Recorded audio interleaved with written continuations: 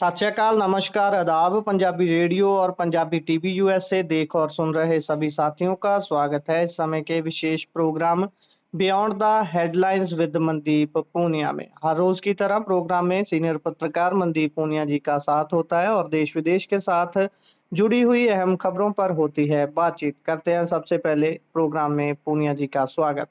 बहुत बहुत स्वागत है पूनिया जी। जी नमस्कार, सत श्री अकाल, आदाब। नमस्कार, सत श्री अकाल, आदाब। रुख खबरों का करते हैं। सबसे पहले बात ट्रंप की। ट्रंप की राइफल के साथ एक फोटो है, ईरान को धमकी दी है। क्या चल रहा है इस सारे में अभी?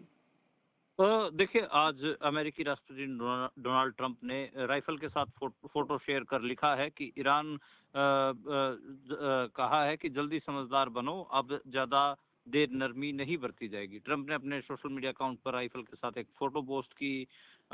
फोटो पर लिखा था अंग्रेजी में, नो मोर मिस्टर नाइस गाय, यानी अब ज्यादा देर नरमी नहीं बरती जाएगी। उन्होंने परमाणु कार्यक्रम को लेकर चल रही बातचीत की धीमी रफ्तार पर नाराजगी जताई और कहा कि ईरान खुद को संभाल नहीं पा रहा है। ट्रंप ने कहा कि अगर जल्द कोई समझौता नहीं हुआ तो अमेरिका और सख्त रुख अपना सकता है। खैर, जी। आपको पता है कि कई लेवल की जो डिप्लोमेसी है वो चल रही है। इसी बीच ईरान है वो अमेरिका के खिलाफ संयुक्त राष्ट्र यानी यूनाइटेड नेशन में शिकायत लेकर पहुंचा है। तेहरान जी। टाइम्स की रिपोर्ट के मुताबिक चिट्ठी में ईरान ने अमेरिका पर कई गंभीर आरोप लगाए हैं। ईरान का कहना है कि अमेरिका ने उसके जहाजों को जब्त करके समुद्री डकैती की है। तो जी। खैर, जो स्ट्रेट ऑफ हॉर्मूज में जो नेवी लगातार वहां पर बनी हुई है, तो उसका अमेरिकन नेवी, तो उसका इशू तो ईरान उठा ही रहा है। ईरान कह रहा है कि अमेरिका ने हमारा 38 लाख बैरल जो तेल है, ऑयल है, वो जब्त किया है। इसमें मेजेस्टिक और टिफनी नाम के दो जहाज हैं जो अमेरिका के कब्जे में हैं। और यूनाइटेड नेशन में ईरान कह रहा है कि ये जो कदम है ये गैर कानूनी है और ये अंतर्राष्ट्रीय व्यापार, इंटरनेशनल ट्रेड में दखल देने जैसा है। तो ईरान लगातार जो स्ट्रेट ऑफ हॉर्मूज को लेकर जो अमेरिकी नेवी की प्रेजेंस है उस पर आरोप लगा रहा है। देखिए, पिछले 24 घंटे की 5 बड़ी अपडेट्स की बात करें तो एक संयुक्त अरब अमीरात यूएई ने 1 मई से तेल उत्पादक देशों के संगठन ओपेक से 59 साल बाद बाहर निकलने की ऐतिहासिक घोषणा की है। ओपेक दुनिया के सबसे बड़े तेल उत्पादक देशों का समूह माना जाता है। जी। हालांकि ट्रंप ने पेशकश को ठुकराया है और ईरान ने अमेरिका को हॉर्मूज खोलने और जहाजों की आवाजाही शुरू करने का प्रस्ताव भी दिया था, लेकिन ट्रंप ने मना कर दिया। जो ईरान के विदेश मंत्री हैं अब्बास अरागची, वो रशिया के दौरे, जैसे ही रशिया की यात्रा खत्म हुई है, वो दोबारा इस्लामाबाद नजर आए। यानी जी। कि इस्लामाबाद डिप्लोमेसी काम कर रही है। पिछले 48 घंटों के अंदर ये उनका तीसरा दौरा है। खैर, ईरान में जंग की वजह से जो वहाँ के जो सिविल क्राइसिस है वो भी उभर कर बाहर आ रहा है। तकरीबन 10 लाख के आसपास लोगों की जो नौकरियां हैं वो प्रभावित हुई हैं। तेल के दाम भी बढ़ रहे हैं। ब्रेंट क्रूड की कीमतें आज $110 प्रति बैरल से ऊपर चली गई हैं। तो ब्रेंट क्रूड की कीमतें बढ़ रही हैं, तो आप मानिए कि असर कई चीजों पे दिखेगा। इसके अलावा बात करें तो 61वां दिन है और जो परमाणु अप्रसार संधि समीक्षा सम्मेलन है उसके वाइस प्रेसिडेंट के तौर पर ईरान को चुना गया है। तो ये भी अपने आप में एक अलग किस्म की खबर है। जी। और इससे आगे बढ़े तो बात बंगाल के दूसरे फेज की वोटिंग की करते हैं। वहाँ भी रिपोर्ट है कि 91% वोटिंग हुई है और कहीं कहीं से टीएमसी और भाजपा के आपसी हिंसा की खबरें भी हैं। देखिए, कल भी हम जब बात कर रहे थे कि वोटिंग सेकंड फेज का होने जा रहा है, तब भी हमने कहा था कि देखिए, वॉयलेंस की खबरें तो बंगाल से आएंगी ही। बंगाल में जो सेकंड फेज है उसमें भी रिकॉर्ड वोटिंग होती दिख रही है। हालांकि ये फाइनल डेटा नहीं है, अभी हम शाम 6 बजे तक का डेटा बता रहे हैं और वोटिंग शाम 7 बजे तक भी कई जगह पे होती है। तो शाम 6 बजे तक का जो डेटा है वो बता रहा है कि 91%, 91% जो वोटिंग है वो सेकंड फेज में देखी गई है। नॉर्थ 24 परगना में तृणमूल कांग्रेस और भाजपा कार्यकर्ताओं में आपसी झड़प भी हुई है। हावड़ा में तो सीआरपीएफ जो सेंट्रल फोर्सेज हैं उन्होंने एक तृणमूल कांग्रेस के बुजुर्ग की पिटाई कर दी, जिसके कारण उनकी मौत भी हुई है। तो खैर माना जा रहा है कि 92-93% इन सेकंड फेज में भी रहेगी। जो ये देखने में आया कि जो वायलेंस बंगाल में हुई है, इसमें सीआरपीएफ जो केंद्रीय फोर्सेज थी, वो बीजेपी के कार्यकर्ताओं के साथ खड़ी नजर आई। जहां पर बीजेपी कार्यकर्ता वायलेंस कर रहे थे, वहां पे वो चुप रह रही थी, और जहां पर तृणमूल कांग्रेस के कार्यकर्ता हावी पड़ रहे थे, वहां पर उनके ऊपर लाठियां खुद जो सेंट्रल फोर्सेज थी वो बांध रही थी। तो ये रहा है। बाकी आपको बताऊं कि एग्जिट पोल के ऊपर 29 अप्रैल के शाम 6 बजे तक रोक थी। रोक हटी तो तकरीबन 6 बड़े जो नेशनल टीवी के जो एग्जिट पोल हैं वो आ चुके हैं। 6 में से आप देखेंगे तो ज्यादातर बल्कि 7 आ चुके हैं अब। 7 में से 5 वहां पर बीजेपी की सरकार बनवा रहे हैं। असम में लगभग सारे ही बीजेपी की सरकार बनवा रहे हैं। तमिलनाडु में डीएम की वापसी की। केरल में 10 साल बाद कांग्रेस की सरकार बनने के अनुमान लगाए गए हैं। मैं देख रहा हूं कि मैट्रीज, चाणक्य स्ट्रेटेजीज और पीपल पोल डायरी, पी मार्क, जनमत पोल्स, ये सब कहीं ना कहीं जो इनके जो पोल्स हैं, एग्जिट पोल्स हैं, वो बीजेपी की तरफ झुकाव रखते हैं। पीपल प्लस और जनमत पोल्स का मानना है कि तृणमूल कांग्रेस दोबारा से सत्ता में आएगी, ममता बनर्जी दोबारा जीत हासिल करेंगी। हालांकि 2021 के चुनाव को याद करिए, उस समय सारे एग्जिट पोल्स बीजेपी को जिता रहे थे, लेकिन हुआ जो रिजल्ट था वो बिल्कुल उलट आया था। ममता बनर्जी ने क्लीन स्वीप किया था और बहुत बुरी तरीके से बीजेपी को बंगाल से निपटाया था। तो खैर एग्जिट पोल्स हैं, फाइनल रिजल्ट 4 मई को आएंगे।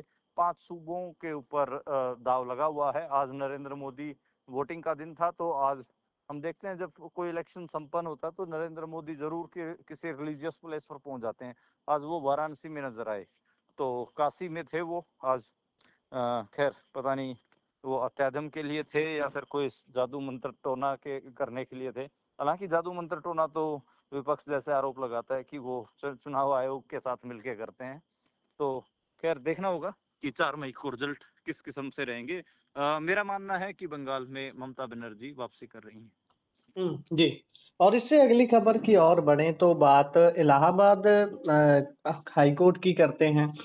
वहां से झाड़ पड़ी है मानवाधिकार आयोग को। आलोचना हुई है उसकी, क्योंकि मुसलमानों की लिंचिंग पर हमेशा राष्ट्रीय मानवाधिकार आयोग जो है वो मोस्टली मुंह पर टेप लगा लेता है।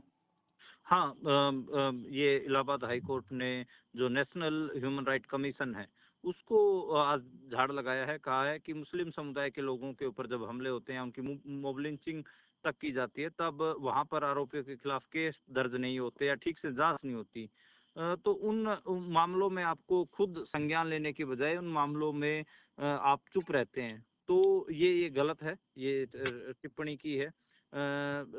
ये जो पूरा मामला है इसमें आप देखिए कि साल 2015 के बाद से 2014 के बाद से ही भारत में जो मुसलमानों की मॉब लिंचिंग्स की वो जो घटनाएं हैं वो बढ़ी हैं। आप अखलाक का केस याद करिए, जुनैद का, और भी कई ऐसे केस रहे, अकबर खान का, पहलू खान का, जिसमें भीड़ ने घेर के जो मुसलमान व्यक्ति था उसको घेर कर मार दिया।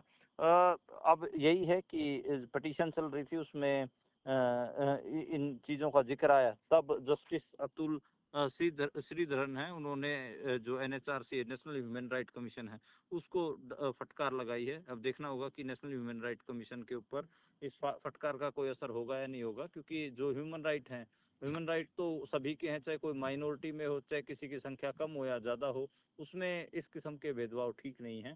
हम देखते हैं कि अल्पसंख्यकों के ऊपर, कम गिनती के लोगों के ऊपर के खिलाफ जो अपराध होते हैं उनमें लगभग आजकल नेशनल ह्यूमन राइट कमीशन चुप ही रहता है। जी। और अगली खबर दिल्ली से है। जनगणना ड्यूटीज करने से इनकार करने वाले 142 जो गेस्ट फैकल्टीज होते हैं उनको बर्खास्त करने की मांग की जा रही है विभाग की तरफ से। क्या ये हाँ, सही है? क्या ये ऐसे मतलब किसी का भी हक है, वो कोई काम करना चाहता है या नहीं चाहता ये फैसला लेने का, लेकिन ऐसे थोपना ये क्या ठीक है? और अगर नहीं कर रहा सामने वाला तो उसको मजबूरन या फिर उसको उसकी ड्यूटी से हटा ही देना, ये कितना सही है? देखिए गुरप्रीत, मैं आपको कल हमारे बुलेटिन की एक खबर की ओर याद दिलाना चाहूंगा, जहां पर हीट वेव के कारण उड़ीसा में जो टीचर जो शिक्षक थे, सेंसस कर रहे थे, जनगणना कर रहे थे, उनमें से 2 की मौत हो गई थी। तो हीट वेव का असर हम देख रहे हैं, नॉर्थ इंडिया हो या साउथ इंडिया, दिख ही रहा है। भारत में तकरीबन 18 सूबे ऐसे हैं भारत के, जिनमें डायरेक्टली हीट वेव का बहुत बुरा असर देखने को मिल रहा है। अभी भी जो हीट वेव है उसी का ही असर है, उसी के कारण ये चीज निकल कर आई है। 142 गेस्ट फैकल्टीज को तुरंत बर्खास्त करने की मांग की है विभाग ने, क्योंकि वो अनुशासनहीनता का आरोप उनके ऊपर लगाया गया है। जो गेस्ट फैकल्टीज का जब वर्जन मीडिया ने जाना, तो पाया कि वो गर्मी के समय में, दिन के समय में वो काम करना नहीं कर रहे थे। और दूसरा, जो गेस्ट फैकल्टी है उनसे वो कॉन्ट्रैक्ट पे उनको रखा जाता है, तो उस कॉन्ट्रैक्ट में तो कहीं पे भी नहीं लिखा होता कि आपसे हम जनगणना भी कराएंगे। उसमें तो जो कॉन्ट्रैक्ट होता है, जो नौकरी देने वाला होता है और जो नौकरी करने वाला होता है, उसके बीच में ये लिखा होता है कि आपने अध्यापक की नौकरी करनी है। तो खैर यही कारण है। अब जो टीचरों की जो एसोसिएशन है वो भी लगातार डिमांड कर रही है कि हमें इतनी गर्मी में इस किस्म से ऐसे ना घसीटा जाए और हमारे से बेखाम का काम, बिन पैसे का और बिन मतलब का काम हमसे ना करवाया जाए। जी। और इससे आगे बढ़े तो ईडी ने मनी लॉन्ड्रिंग मामले में अनिल अंबानी की और संपत्ति कुर्क की है। अभी परिवार क्या बोल रहा है इसके ऊपर?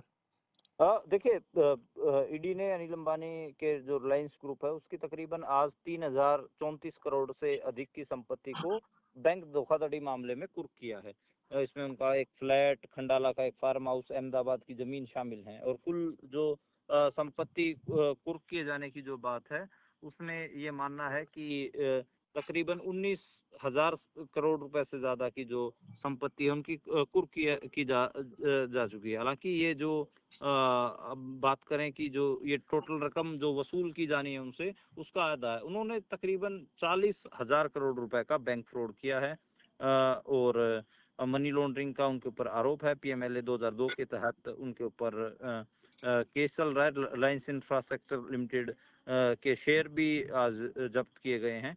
तो खैर यही है कि उनके नॉन वो पैसे उन्होंने लिए और वापस चुका नहीं रहे थे, उसके कारण नॉन परफॉर्मिंग पहले एनपीए किया गया और बाद में अब उनकी जो उनसे रिकवरी की जा रही है। हालांकि अभी भी 50% रिकवरी बाकी है। जी। और इससे आगे बढ़े तो यदि धार्मिक अधिकार धर्मनिरपेक्ष गतिविधियों को प्रभावित करते हैं तो राज्य हस्तक्षेप कर सकता है, ये सुप्रीम कोर्ट बोल रही है। इसको थोड़ा डिस्क्राइब करिए साधारण भाषा में अगर समझना हो। देखिए, अभी सुप्रीम कोर्ट में सबरीमाला टेम्पल का इशू चल रहा है। सबरीमाला टेम्पल, आपको बता दूं कि साउथ का एक टेम्पल है जिसमें उन महिलाओं को जाने की मनाही है जो कि जिनके पीरियड्स हो रखे होते हैं। तो उसके खिलाफ पिटीशन सुप्रीम कोर्ट में चल रही है। उसमें उनके केरल में ये जो तीर्थ स्थान पड़ता है, इसमें कॉन्स्टिट्यूशन की जो पीठ है 9 जजों की, उसमें खुद जस्टिस सूर्यकांत भी शामिल हैं, बीवी नागरत्ना, एम एस सुंदरेश और भी कई जो सीनियर जज हैं वो शामिल हैं। तो इस जो कॉन्स्टिट्यूशनल जो पीठ है इसका उन्होंने ये बात कही है। ये बार बार ये कहा जा रहा था कि जो उस मंदिर के जो ट्रस्टी हैं कि जो राज्य है, जो नेशन स्टेट है, वो बेसिकली हमारी रिलीजियस एक्टिविटीज में कोई भी दखल अंदाजी ना करे। अब इसमें जो सुप्रीम कोर्ट का कहना है कि इंडिया एक सेकुलर स्टेट है। अगर आपकी धार्मिक गतिविधियां किसी भी किस्म से जो सेकुलरिज्म को प्रभावित करती हैं, ऐसी सेकुलर एक्टिविटीज को प्रभावित करती हैं, तो फिर नेशन स्टेट को तो भाई इसमें दखल अंदाजी करनी ही पड़ेगी। देखिए, मान लीजिए कि आप धार्मिक गतिविधि के नाम पर किसी दूसरे समुदाय, किसी दूसरे धर्म के खिलाफ जहर उगल रहे हैं, तो ऐसे में तो फिर मेरे को लगता है कि नेशन स्टेट का हक तो बनता है कि वो उसमें इंटरवीन करे। तो ये एक मामला है। अब देखना होगा कि क्या फैसला सुनाया जाएगा। लेकिन जो हिंदुत्ववादी जो संगठन है वो लगातार महिलाओं के प्रवेश के खिलाफ वहां पर काम करें। सब ये कह रहे हैं कि जब पीरियड्स होते हैं तो महिलाएं अशुद्ध हो जाती हैं, तो अगर वो मंदिर में जाएंगी तो फिर मंदिर भी अशुद्ध हो जाएगा। तो ये बड़ा अजीब व्यक्तित्व है, बड़ा अजीब धर्म की व्याख्या है। जी, धर्म शास्त्रों में कहीं पे भी ऐसा नहीं लिखा होता कि अगर महिलाओं को पीरियड्स हुए हैं, अगर वो मंदिर में जाएंगे या किसी रिलीजियस प्लेस में जाएंगे तो वो अपवित्र हो जाएगा। खैर, जिनकी छोटी सोच होती है उनकी जो सोच है उसको ये रिफ्लेक्ट कर रहा है। अब देखना होगा कि सुप्रीम कोर्ट में इसको लेकर क्या फैसला सुनाया जाएगा। जी। और इससे अगर आगे हम बढ़ें तो खबर ऑस्ट्रेलिया से है कि 15 भारतीय वहाँ से डिपोर्ट किए गए हैं। क्या है इसका कारण? और जो आंकड़ा सामने आ रहा है उसमें 11 पंजाबी, 2 तेलंगाना के, 1 हरियाणा और 1 ही उत्तराखंड का बताया जा रहा है। इनको क्यों डिपोर्ट किया जा रहा है वहाँ से? देखिए, ऑस्ट्रेलिया से 15 भारतीयों को डिपोर्ट किया गया है और इसमें 11 पंजाबी हैं। खुद भगवंत मान भी ने भी इसमें प्रेस कॉन्फ्रेंस करके कहा है कि हाँ, इसमें 11 पंजाबी शामिल हैं, एक महिला है उनमें। आज रात दिल्ली वो पहुंचेंगे और उन्हें दिल्ली से ही उनके घरों तक पहुंचाया जाएगा। इसमें 2 तेलंगाना और 1 हरियाणा और 1 उत्तराखंड के रहने वाले हैं। देखिए, आप ट्रम्प की डिपोर्टेशन याद करिए, उन्होंने जहाज में भेजा था और उनको उनसे जो बच्चे प्रभावित हुए थे, जिनको अमेरिका से वापस भेजा गया था, वो परिवार आज भी सदमे में है। आज भी वो वापसी करने मतलब मेन स्ट्रीम जिंदगी में अपनी में वापसी नहीं कर पाए हैं। डिपोर्टेशन का दुख काफी खतरनाक तो होता ही है। खैर, अभी ये यही कहा जा रहा है कि जो 100 मतलब जो ये डिपोर्टेशन हो रहा है, ये गलत डॉक्यूमेंट्स के कारण और जो गलत तरीके के जो फोर्स डॉक्यूमेंट इन लोगों ने प्रोवाइड किए थे, उसके कारण वापस इनको भेजा जा रहा है। खैर, अभी ये कहा जा रहा है कि उनको विदेश भेजने के लिए किन्होंने इनके ऐसे डॉक्यूमेंट्स बनवाए थे, क्या क्या गलतियां हुई थी, उसके बारे में अभी कहा जा रहा है कि सरकारें जांच करेंगी तो वो पता लगेगा। खैर, अलग अलग अब मेरे को लगता है कि देखिए गुरप्रीत, 40 लाख, 30 लाख, 50 लाख इतना अमाउंट होता है बाहर जाने के लिए इन बच्चों का। इनको जब डिपोर्ट किया जाता है तो मुश्किल तो खड़ी हो जाती है, क्योंकि परिवार भी आपको पता है किलों को गहने पे रख के या फिर मतलब जमीनें बेच के ये जो है पैसे जुटाते हैं, और उसके बाद जब डिपोर्ट हो जाता है तो बच्चे में भी मायूसी फैलती है। उसके वो जो जीवन की जहाँ नई संभावनाएं तलाश करने के लिए किसी दूसरे मुल्क में गया था, वहां से भी जब वो रिजेक्ट होता है तो वो अपने आप को बहुत ऐसे रिजेक्टेड महसूस करता है। तो यही है कि अभी अमृतसर एयरपोर्ट से पंजाब के जो लोग हैं उनको पुलिस की गाड़ियों से वापस भेजा गया है। और इसमें जब मैं वीडियो देख रहा था, विजुअल देख रहा था बोलेरो वगैरह में, जब उनको पिछले साल अमेरिका से जब जो बच्चे आए थे उनको भी जब वापस भेजा गया था तो उसको लेकर भी काफी विवाद हुए थे। जी, जी। और इससे अगर आगे बढ़ें तो पंजाबी यूट्यूबर जसबीर, हमें याद होगा, दर्शकों को भी याद होगा कि जब ये सारा माजरा हुआ था, ऑपरेशन सिंदूर से पहले घटना हुई जम्मू कश्मीर में, उसके बाद एक पूरा नैरेटिव चला, बहुत सारे यूट्यूबर जो पाकिस्तान का दौरा करके वापस आए थे, उनकी गिरफ्तारियां हुई। उनमें से एक जसबीर था, वो 10 महीने के बाद जेल से बाहर आया है, जमानत मिली हाँ, है उसे। हाँ। आप अब देखिए, ऑपरेशन सिंदूर के बाद बहुत सारे पंजाब और हरियाणा के ऐसे यूट्यूबर्स को गिरफ्तार किया गया जो कि पाकिस्तान जाके आए थे, उनमें जसवीर भी एक था।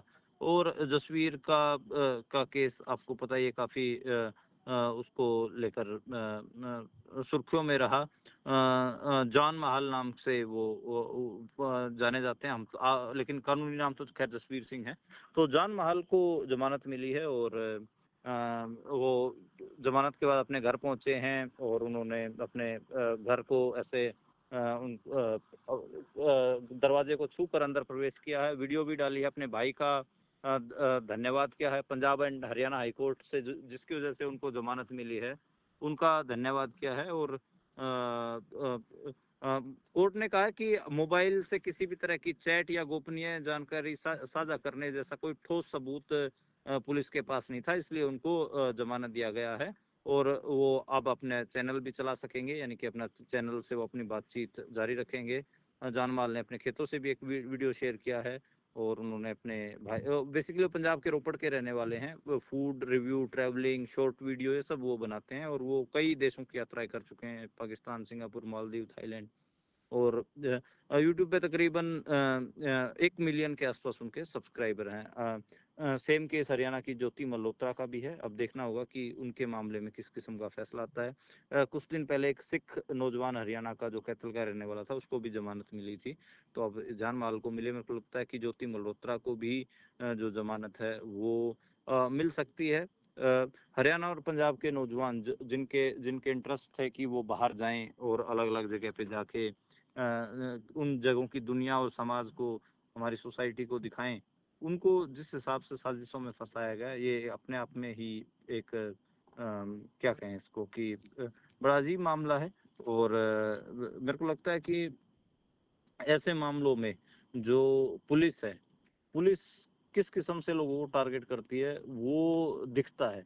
मतलब जी। अब इन इन इन लोगों ने साल साल जेल के अंदर लगा दिए, इनका क्या कसूर था कि सिर्फ बाहर गए थे और उन्होंने अपना कंटेंट शूट किया था।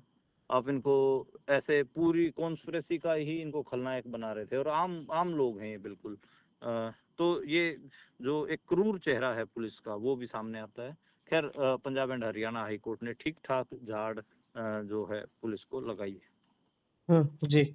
इसी के साथ प्रोग्राम का समय यहाँ समाप्त होता है। आप जुड़े जानकारियाँ साझा की, बहुत बहुत धन्यवाद। धन्यवाद कुलप्रीत।